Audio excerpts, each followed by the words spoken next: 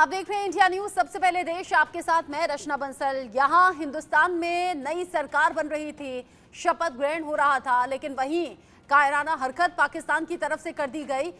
जम्मू के उस संभाग में ये आतंकी हमला हुआ जहां भी पिछले 20 से 25 साल से कोई आतंकी साया नहीं था, कोई आतंकियों का खौफ नहीं था।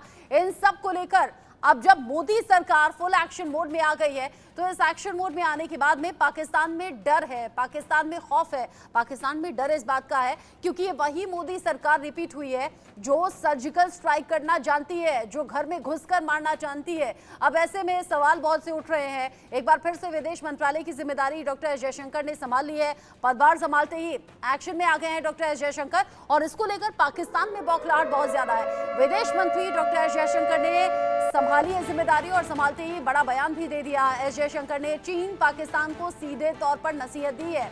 पाकिस्तान चीन को लेकर भारत की नीति बिल्कुल स्पष्ट है, ये साफ कर दिया डॉक्टर एस जयशंकर ने। साथ ही साथ कह दिया चीन पाकिस्तान से संबंध अलग अलग हैं, चीन पाकिस्तान की समस्याएं भी अलग अलग हैं, और दोनों ही देशों से जो संबंध हैं और समस्याएं हैं उन्हें एक साथ नहीं जोड़ा जा सकता।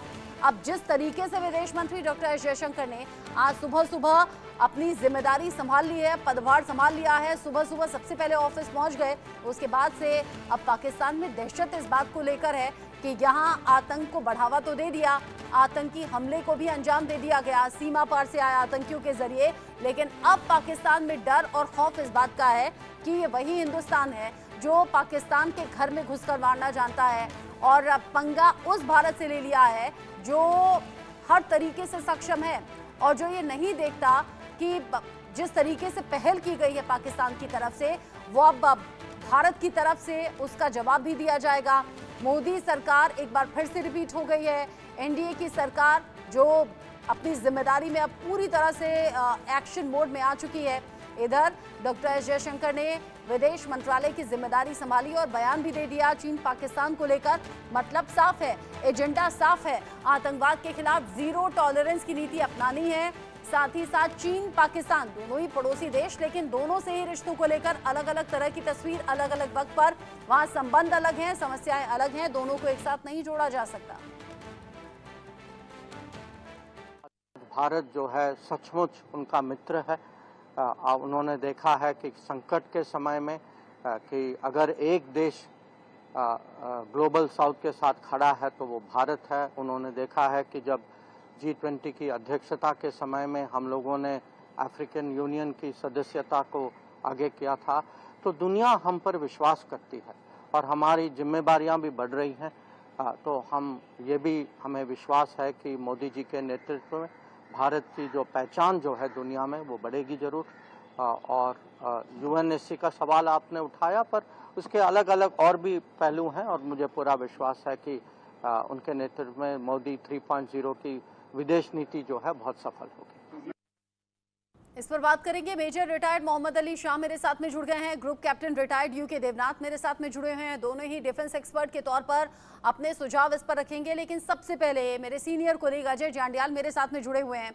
अजय, एक तरफ यहाँ दिल्ली में शपथ चल रही थी, देश भर की निगाहें इस शपथ समारोह पर थी, लेकिन रियासी में जो आतंकी हमला हुआ उसने देश भर को हिलाकर रख दिया, और अब देश भर से ये मांग उठ रही है कि इस आतंकी हमले की, इस कायराना हमले की न सिर्फ निंदा बल्कि अब हमें बदला चाहिए। पाकिस्तान में बौखलाहट भी इसी बात की है ना कि एक बार फिर से मोदी सरकार रिपीट हो गई है। ये वही भारत है जो घर में घुसकर मारना जानता है।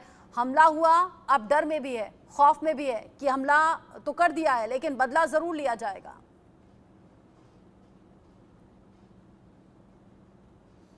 इनपुट मिल रहे थे उसके मुताबिक पाकिस्तान दरअसल जम्मू कश्मीर में चुनावों में खलल डालने के लिए पूरी तरह से तैयार था। कई आतंकी संगठनों ने इस चीज़ की तैयारी कर रखी थी कि बड़े हमलों को अंजाम देना है, जिसके वजह से कहीं ना कहीं जो पोल परसेंटेज है उसको कम रखा जा सके। अगर आप देखें तो पिछले कई सालों से अगर जम्मू कश्मीर की बात की जाए तो पोल परसेंटेज जो है वो सिर्फ 5%, 10% या 15% रहता था। मगर आप देखें तो पिछले जो चुनाव हुए हैं पार्लियामेंट में, उसमें पोल परसेंटेज जो है वो 50%, 60%, 70% गया है, जो पाकिस्तान को रास नहीं आ रहा। और इसीलिए पाकिस्तान चाहता था कि कुछ ऐसा हो, मगर चुनाव शांतिपूर्वक हुए। उसके बाद अब पाकिस्तान ने ये जो है अपनी कायरता दिखाई कि उन सिविलियन यात्रियों को निशाना बनाया, जो मासूम बच्चों को निशाना बनाया, जो जम्मू कश्मीर में दर्शन करने के लिए बाबा भोले के दर्शन करने के लिए आए थे और जब वैष्णो देवी से बाबा भोले के दर्शन करे उसके बाद वापस लौट रहे थे तो निहत्थे मासूम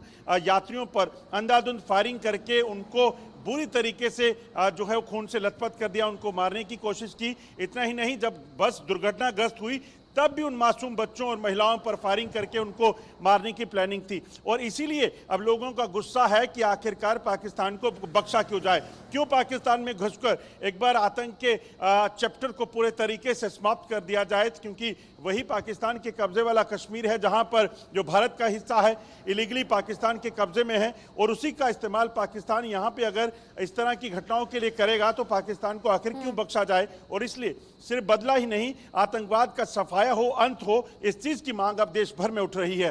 देश भर में मांग उठनी लाजमी है भी। जिस तरीके से श्रद्धालुओं को निशाना बनाया गया, कायराना ये हरकत है। महिलाएं थे, छोटे मासूम बच्चे थे, जिन 9 लोगों की जान गई उनमें 2 मासूम बच्चे भी थे। अब ये तस्वीरें देश भर में चर्चा का विषय भी है और पाकिस्तान से बदले की मांग भी है। अजय आप रहिएगा मेरे साथ में, मेजर शाह भी मेरे साथ में है, यूके देवनाथ सर भी मेरे साथ में है। इसको लेकर उनसे बात कर लेते हैं। यूके देवनाथ सर, इधर मोदी सरकार रिपीट हुई, नरेंद्र मोदी ने पीएम पद की शपथ ली, इधर विदेश मंत्रालय की जिम्मेदारी संभाल ली है डॉक्टर एस जयशंकर ने, रक्षा मंत्री के तौर पर फिर से राजनाथ सिंह रिपीट हुए हैं।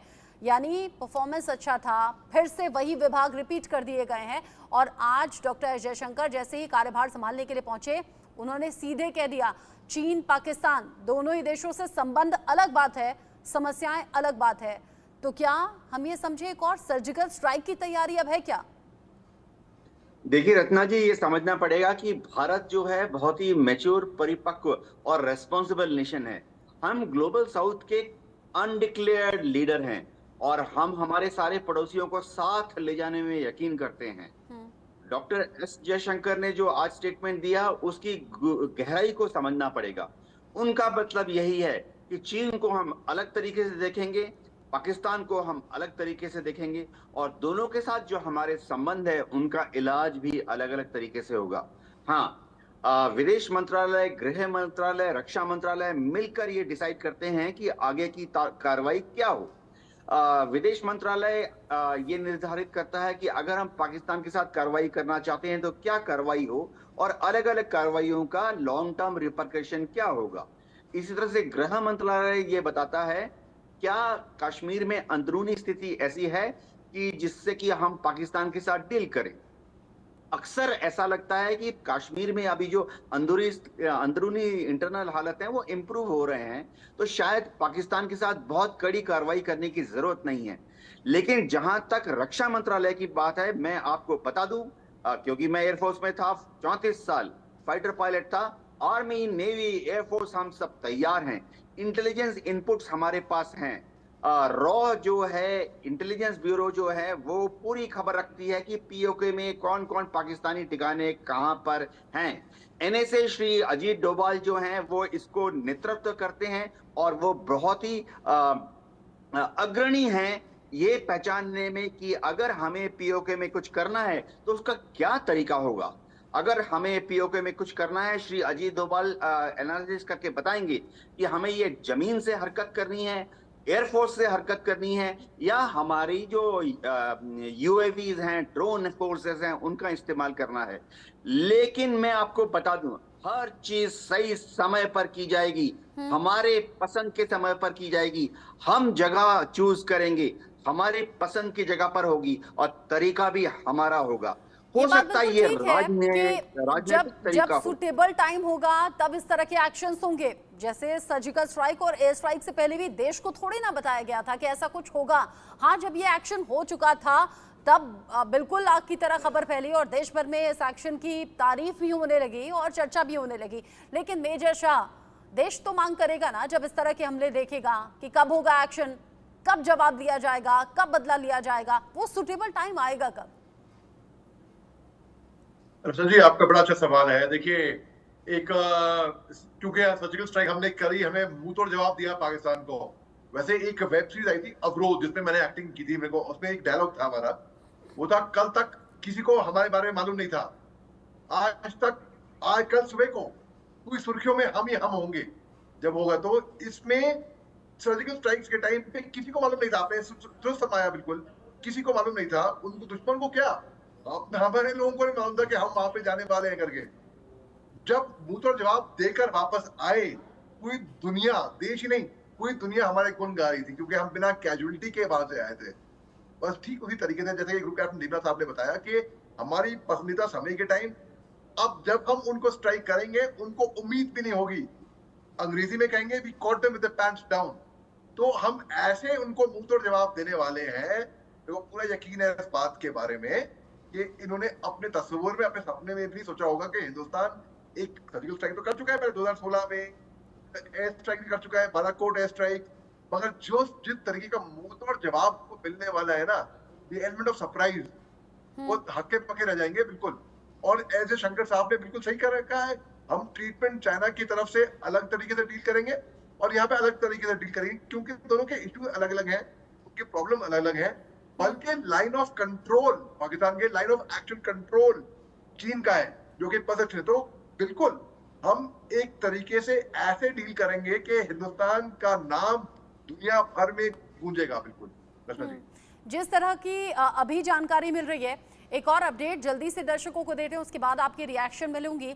रियासी हमले को लेकर सोशल मीडिया पर एक अलग कैंपेन छिड़ा हुआ है, देश भर में अलग अलग मांग उठ रही है। अब इस पूरे मामले को लेकर एक्शन की मांग, और रियासी हमले के बाद डर गया है पाकिस्तान, क्योंकि सोशल मीडिया पर तो पाकिस्तान की भी नजर रहती है। इधर मोदी सरकार एक बार फिर से फुल फॉर्म में है, एक्शन मोड में है। भारत की जवाबी कार्रवाई का डर अब पाकिस्तान में सता रहा है। और अब पीओके के पूर्व पीएम फारूक हैदर, उनका बयान भी सामने आ गया है। पीओके में जवाबी हमले की आशंका भी जता दी गई है। उन्हें ऐसा लगता है कि पीओके में जवाबी हमला हो सकता है। जो हुआ है रियासी में, जिस तरीके से आतंकियों ने श्रद्धालुओं से भरी हुई बस को निशाना बनाया, 25 से 30 राउंड फायरिंग की, उसके बाद 9 लोगों की मौत इसमें दर्दनाक तरीके से हो गई। कई ऐसे हैं जो हॉस्पिटल में है, क्रिटिकल कंडीशन में है। ऐसे में पीओके में अब डर सता रहा है। और खुद इसको लेकर जो पीओके के पूर्व पीएम है फारूक हैदर, वो उनका बयान सामने आया है जवाबी हमले की आशंका को लेकर। अजय, पाकिस्तान में डर और बेचैनी होनी चाहिए, लेकिन पीओके के पूर्व पीएम ये क्या कह रहे हैं? समझनी होगी कि पाकिस्तान और पाकिस्तान के कब्जे वाले कश्मीर में जो लोग अपने आप को कुर्सियों पर बिठाकर लगातार मलाई खाने की कोशिश कर रहे हैं, उनको ये समझ है कि पाकिस्तान क्या कर रहा है जम्मू कश्मीर में। यही वजह है कि पाकिस्तान ऑक्युपाइड कश्मीर के जो प्राइम मिनिस्टर हैं, पूर्व प्राइम मिनिस्टर, उनको डर है कि वहां पर हमला हो सकता है, क्योंकि पाकिस्तान ने ही यहां पर इन आतंकियों को भेजकर यहां पर खूनी खेल खेलने का जो रिवाज जो है वो शुरू की थी, जो आज तक जारी है। मासूम बच्चों को नहीं बख्शते, महिलाओं पर अत्याचार होते हैं। और सिर्फ यहां नहीं, बल्कि पाकिस्तान के कब्जे वाले कश्मीर में लोगों की हालत देखें, भुखमरी के हालात में है, महिलाओं के साथ बलात्कार होते हैं, युवाओं को जो आवाज उठाता है उसको किडनैप करके वो उसे मार दिया जाता है। ये हालात पाकिस्तान के कब्जे वाले कश्मीर में हैं, इसलिए उनको डर है कि वहां के लोग बगावत पे हैं और जम्मू कश्मीर में जो पाकिस्तान कर रहा है उसका जवाब भारत देगा। तो इस वजह से उनको डर है, और डर होना भी चाहिए, क्योंकि इसी डर की बात जो है कहीं ना कहीं जम्मू कश्मीर और देश भर के भारत के लोगों का हौसला बढ़ा है कि ये जो डर है ना, इस डर को वाकई में तब्दील कीजिए। और जो पाकिस्तान में लगातार आतंकी ठिकाने हैं उनको ध्वस्त करके वहाँ जो मजलूम लोग पिछले कई सालों से पाकिस्तान की जो पाकिस्तानी सेना के शिकार हो रहे हैं, उनको भी कहीं ना कहीं आज़ादी दिलाने की ज़रूरत है।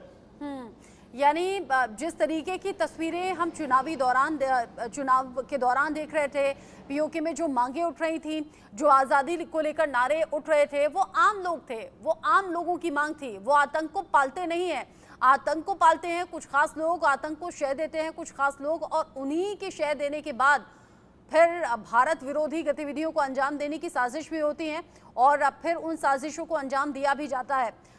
अजय, चूंकि आप लगातार चुनाव के दौरान भी एक्टिव रहे और आप ही के जरिए ब्रेकिंग न्यूज हम तक पहुंची थी कि इन्वेस्टिगेटिव एजेंसियों ने सतर्क किया है कि चुनाव के दौरान ऐसा कोई हमला हो सकता है, सीमा पार से साजिश रची जा रही है। और सबसे ज्यादा जो खतरा था वो रिजल्ट वाले दिन को लेकर था।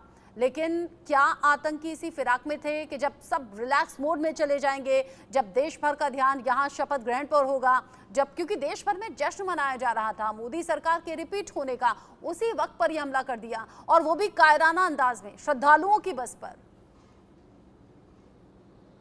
देखिए, बिल्कुल, दरअसल पाकिस्तान की और पाकिस्तान के इन आतंकियों की मंशा यही रहती है कि जम्मू कश्मीर में किसी भी तरीके से अशांति को जो है वो शुरू करना है, शांति को भंग करना है। और इसीलिए अगर आप देखें तो चुनाव बड़े शांतिपूर्वक तरीके से हुए, नतीजे ऐसे आए कि जिसने दुनिया भर में जम्मू कश्मीर की चर्चा शुरू कर दी कि पाकिस्तान एक तस्वीर जम्मू कश्मीर की जो बताने की कोशिश करता था, जहाँ पर कश्मीर के लोग वोट नहीं डालते हैं, उन पर अत्याचार होते हैं, मगर यहाँ तो तस्वीर बदली हुई है। हर तस्वीर जो पाकिस्तान दिखाता है वो वैसी नहीं है जो पाकिस्तान पिछले कई सालों से दिखा रहा था। यही वजह थी कि पाकिस्तान ने दिन वो चुना जब प्रधानमंत्री देश में तीसरी बार अपनी जो इतिहास रचने का काम है वो तीसरी बार शपथ लेने जा रहे थे, और उसी वक्त 6 बजे उस आतंकी हमले को अंजाम दिया और उसके कुछ पलों के बाद प्रधानमंत्री ने शपथ लेनी थी। तो ये सब बताता है कि पाकिस्तान दरअसल जम्मू कश्मीर में जो हुआ है, जम्मू कश्मीर में जो शांति है, जो जम्मू कश्मीर में बदलाव हो रहे हैं, उसको दुनिया देखे वो नहीं चाहता था और इसीलिए पाकिस्तान ने ऐसा हमला करवाया। आपको बता दूं, जो सूत्र बता रहे हैं उसके मुताबिक पाकिस्तान से आए इन आतंकियों को खास तौर पे पाकिस्तानी सेना ने ट्रेनिंग दी है। ISI खास तौर पे इनको हथियार मुहैया करवा रही है, वो हथियार जो M4 कार्बन राइफल है, अमेरिकन मेड राइफल है। इसके अलावा जो एमनीशन इसमें इस्तेमाल हुआ है वो ताज़ा एमनीशन है, जिसको जो चीन से पाकिस्तान को ड्रोन मिले हुए हैं, उन ड्रोन्स की मदद से सरहद पार से इस तरफ भेजा जाता है। तो ये तमाम चीज़ें बताती है कि किस तरीके से इस गंदे खेल में पाकिस्तान लगातार अपने आप को इस तरह से रखना चाहता है कि देश में पाकिस्तान जो है वो साफ शबी का रहे और जम्मू कश्मीर में आतंकवाद चलता रहे, ताकि जम्मू कश्मीर का चैप्टर जिसे पाकिस्तान ने गंदा दिखाने की कोशिश की थी, शुरुआत की थी, वो वैसा बना रहे, वो साफ ना कहीं हो जाए। और इसीलिए विदेश मंत्री डॉक्टर जयशंकर ने जैसे ही आज कार्यभार संभाला, चीन और पाकिस्तान का जिक्र भी किया और कड़ा संदेश भी दिया। आज आप रहिएगा, इस बीच एक और बड़ा अपडेट। रियासी में हमले के बाद से अब देश के अलग अलग हिस्सों में अलर्ट जारी किया गया है, जिसमें दिल्ली और मुंबई खास तौर पर हैं।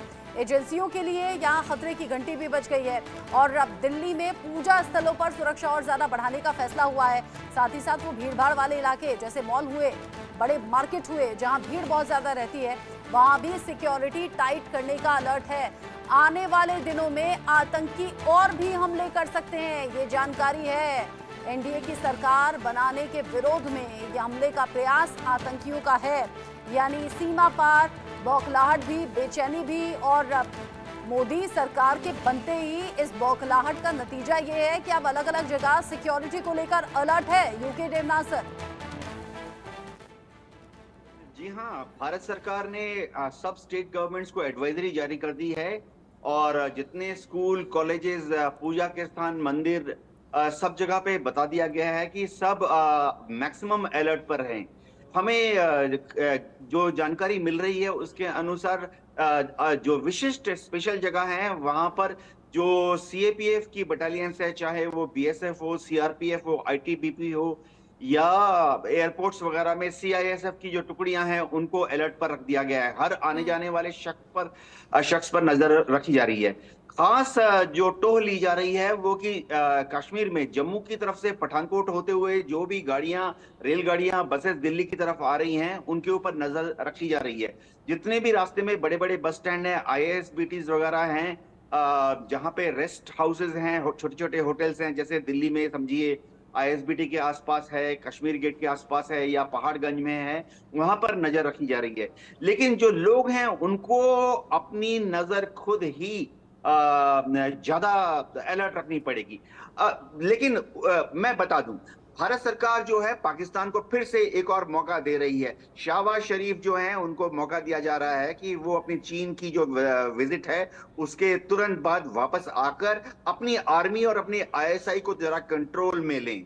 शहबाज शरीफ को ये भी विदेश मंत्रालय ने बता दिया है कि POK तो टेक्निकली हमारा ही एरिया है, भारत का हिस्सा है, तो भारत अगर वहां कोई कड़ी कार्रवाई करता है तो वो टेक्निकली और लीगली अंतरराष्ट्रीय नियमों के अनुसार वो पाकिस्तान पर हमला नहीं है। इसीलिए विदेश मंत्रालय ने पाकिस्तान को बता दिया है कि POK में हम कार्रवाई करेंगे। वो कार्रवाई भारत के अंदर है, जो कि निहायत भारत सरकार के स्पेशल विचार विमर्श के बाद किया जाएगा। कोई जल्दी नहीं है, समय हमारा होगा, जगह हमारी होगी, तरीका हमारा होगा, लेकिन फिलहाल भारत सरकार इस मसले का समाधान राजनीतिक तरीके से, कूटनीतिक तरीके से ढूंढ रही है। वो स्ट्रेटेजी तो बननी चाहिए और वो स्ट्रेटेजी बनेगी भी, लेकिन जो अभी हमलों का अलर्ट जगह जगह देखा गया है, मोदी सरकार का विरोध सीमा पार होना, फिर मोदी सरकार का रिपीट हो जाना, बौखलाहट तो बढ़ेगी क्योंकि पाकिस्तान जानता है कि मोदी सरकार में ही उसने सर्जिकल स्ट्राइक देखी है, उसने एयर स्ट्राइक देखी है और अब ऐसी जो एक्शंस हैं वो रिपीट हो सकते हैं। इसी की बौखलाहट कि देश के अलग अलग हिस्सों में अब आतंकी हमलों को लेकर अलर्ट है, आतंकी हमला कर सकते हैं। मेजर शाह जी देखिए, आतंकी जो है उनको अभी आगे सब्र कर रहे हैं फिलहाल, क्योंकि वो इंतजार कर रहे हैं, उनको उम्मीद कर रहे हैं कि हम शायद उन पे एक जवाबी कार्रवाई करेंगे, जो कि हो भी सकती है बिल्कुल। तो वो अभी डरे हुए हैं। तो अभी इस टाइम पे मुझे लग नहीं रहा कि, लेकिन फिर भी हमको अपना गार्ड नीचे नहीं कर देना चाहिए। हमको कोई भी, हमको सिक्योरिटी अलर्ट पे, हाई अलर्ट पे है। डोडा डिस्ट्रिक्ट में तो बिल्कुल वहां पे तो बंद घोषित किया है डोडा में। तो एक बार मैं खुद स्वयं डोडा में फंस गया था, वहां पे एक बंद हुआ था, एक मर्डर हुआ था, वहां पे फायरिंग हुई थी। तो वो लोग बहुत एक्टिव रहते हैं। तो यहाँ पर जो है रियासी पोनी वो इलाका, मैं वहां पे 2 साल रहा हूं, मैं अखनूर जिले में, वहां पे टाना सेक्टर में था। तो वहां पे ये पूरा इलाका मैंने ऑन ग्राउंड पेट्रोलिंग कर रखी है, एक एक पगडंडी जंगल, घने जंगल में शिवखोरी तक। तो शिवखोरी कई मरतबा गया हूं मैं उस टाइम पे। तो ये पूरा इलाका जो है, यहाँ की जो जितने भी जो लोग अगर सपोर्ट भी करते थे उस टाइम, 2003 की बात बता रहा हूं मैं आपको, तो वो अब सब दुबई में बैठे होंगे। जाहिर सी बात है, अगर घुसपैठ आते भी हैं तो उनको अकेले में वो सक्षम नहीं है। अब बात ऐसी है, ये बात इसमें बहुत मानने वाली है कि जो suspect, arm forces special power act तो है वहां पे, बिल्कुल है। तो arm forces special power act के तहत हम किसी को भी अरेस्ट कर सकते हैं, किसी को भी बिना वारंट के, किसी का भी हम तलाशी कर सकते हैं बिना वारंट के। तो ये लोग बचकर नहीं जाएंगे बिल्कुल। यहाँ पे ड्रोन, सब कुछ, हर जगह पे टीम वहां पहुंची हुई है। जो हमको इनकी जो लॉन्च पैड्स हैं सर्जिकल स्ट्राइक में, लॉन्च पैड्स पे अगर हम सर्जिकल स्ट्राइक का करते भी हैं तो लॉन्च पैड्स को बर्बाद करना पड़ेगा। और जिस तरीके से जो पोस्ट उनकी मदद करती हैं क्रॉसओवर में, यानी आतंकियों के साथ साथ आतंकियों की जड़ का भी सफाया होना जरूरी है। मेजर शाह, यूके देवनाथ साहब, बहुत शुक्रिया साथ में जुड़ने के लिए, इस डिस्कशन में अपना पॉइंट ऑफ व्यू सामने रखने के लिए। एक छोटे से ब्रेक का वक्त यहाँ पर हो गया, लौटेंगे।